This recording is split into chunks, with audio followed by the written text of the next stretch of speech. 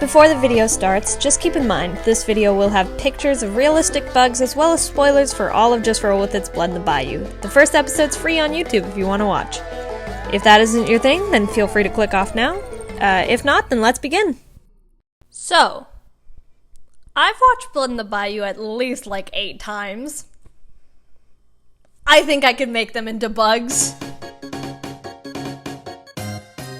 Now to start off, this idea came to me at 3 a.m., of course, when I was trying to sleep, and my brain was like, hey, Rolan's a bug. What if all of them were bugs? Mainly spurred upon because, you know, I like bugs. They all have a lot of bug-like nature throughout the entire campaign, so after a fair bit of research, I'll be labeling each of the main characters, plus some of the side characters, as whatever bug I feel suits them. It's based upon their narrative as seen through the plot lines throughout the campaign, their personality and relationship with other characters, and some of the physical traits and personal biases because, you know, I have opinions. That's wild, I know. And with that out of the way, I'm going to be going in order of appearance for the main trio. So first up is Timothy Rand. Hey, wait, look over there! That's right, it's keychains! I've been working forever on making some Blood in the Bayou themed keychains of everyone's favorite boys, and they're all double-sided 2.5-inch keychains that can be yours for a cool $15. They all have a normal guy side and an evil bug side. Ooh, spooky season! And when you buy one, you'll get a free DMsicle sticker to go with it. Isn't that sweet? Isn't that swell? And if you buy all 3, you'll get a secret 10% discount also, so, you know, go nuts. Stock is technically limited, but if it does well, then I'm a-okay with getting more. Although it'll take longer to deliver the stock as it need to be made at the time. So, yeah, deliveries should hopefully start around early December. Check them out at fox-the-fox-shop. That's fox-the-fox-shop. That is difficult to say. Thank you so much, and now back to the vid. So Rand was actually the hardest to decide on the trio. I asked you guys on Twitter, what you guys thought for each of the characters, and I'll be saying them as we go along. You guys mainly said like roaches or beetles or ants, spider here and there, which I agree with. My first instinct was like a beetle or an ant, because he's the one throughout the story who stays human consistently, so there isn't much of a basis to build off of. So therefore, a more basic insect. Ew. Incense? That's a candle thing. Eventually, I thought of how he lives off of his parents and is generally a disappointment to them, which made me think of, weirdly enough, a kidnapper ant. Before I searched up what they do, and then promptly abandoned that thought. What I ended up settling on was the ant-mimicking spider, also known as the Myrmeracne formicaria. That, if you're a nerd. But it's in the name, you know what it is. Also, I'm putting it up on screen. Look at it! I picked it because it's a species that blends in with ants, obviously. And it uses them for food. Don't worry, it's also a jumping spider, which I think connects to his flighty and kind of paranoid nature, which, you know, I think it fits. He's trying to fit in, and he's doing his best.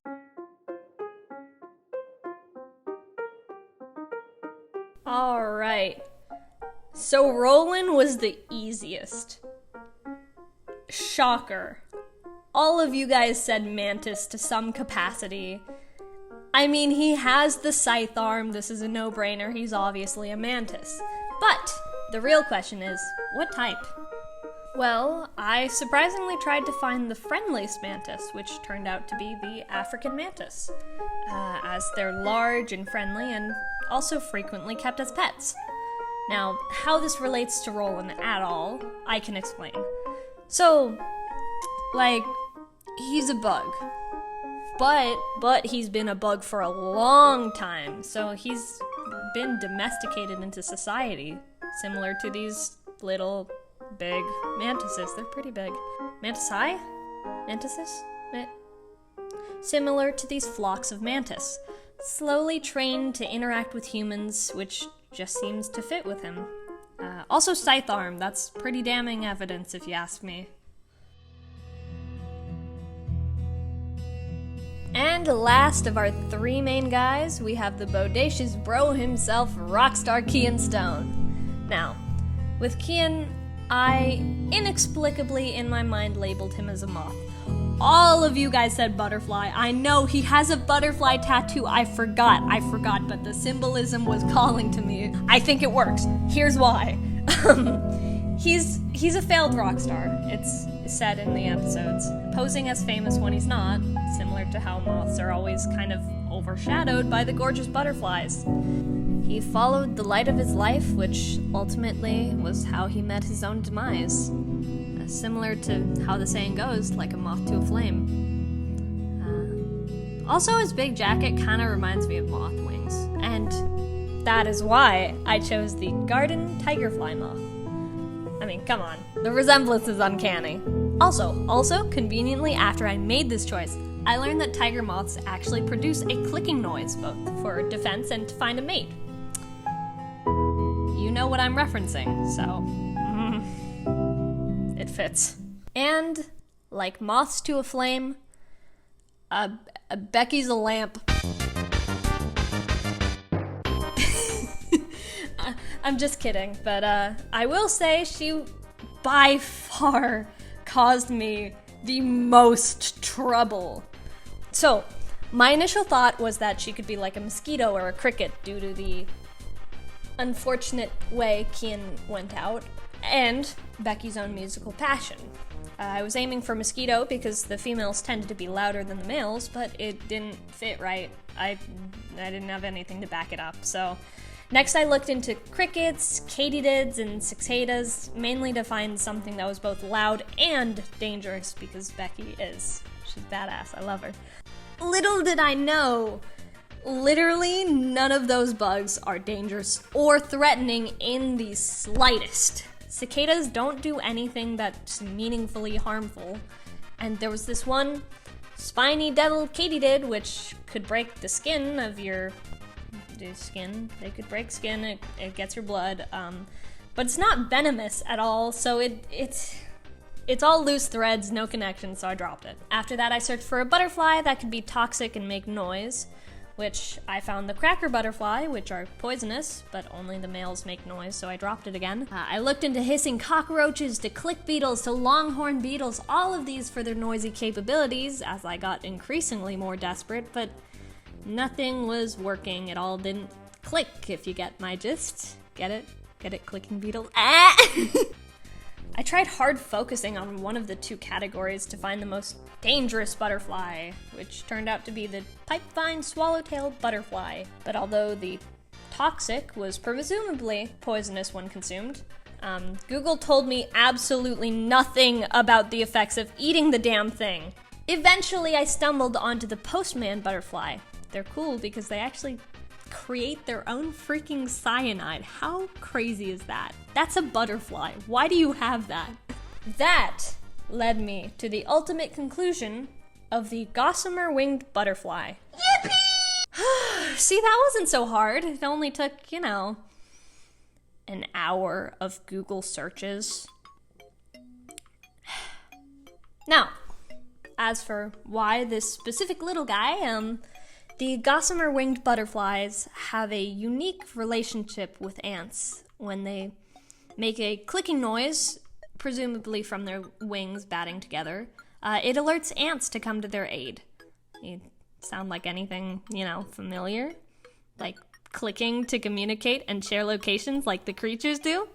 I got it, I win. Not only that, but this butterfly gets loud.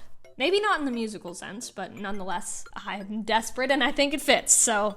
My final point is the contrast, or rather the mirroring species with Kian. Kian's a moth because he ultimately failed in his music career, having to find an alternative.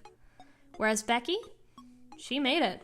It's not perfect or ideal, but she's in a band, and she's managed to make it into a living. She's the true butterfly in a way. And in Galloway, that's saying something.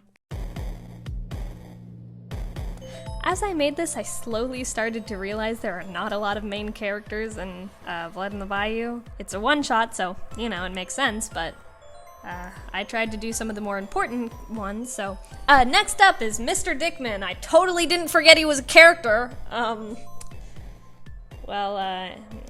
Anyways, he's a prepper, he has a bunker, he's a trapdoor spider, come on. No need for debate, that's done. Rat, as much as I just want to make him a rat, I can't, unfortunately, for all of us. Rats are not insects, therefore, I made him a housefly.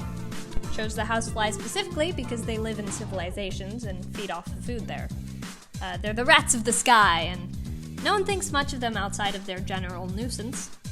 Until they start spreading, you know, typhoid fever, dysentery, cholera, I wrote this down, I promise, poliomyelitis, yaws, anthrax, tularemia, Remy the rat, leprosy, and I'm gonna cry! Tuberculosis. Yippee! Cut that out! He becomes a bigger problem later on in the campaign, so I figured something unassuming would work, as well as him being like a fly caught in the web for the first episode. Guess what, guys? It's time for the parents to shine in this series, because I am running out of characters to do this to. So, Rand's parents would probably be carpenter ants, as that's the ant-mimicking spider disguises itself as. Just showing how Rand is different from his parents, as the ants are hardworking and he's getting there with time. Meanwhile, Roland's parents would be eastern lubber grasshoppers. Grasshoppers are a common source of food for mantises like Rolan or the Hive, but when eaten, the grasshopper has toxins in their bodies which are strong enough to make their predators sick. Similar to how they were weakened by the creatures, but still managed to take two of them out. And Kian's parents are not present at all, but you know what? We can just assume they're moths or butterflies. I don't know. Pick a bug and pray. I don't know, man. Now, I'm sure we've all been waiting for this one.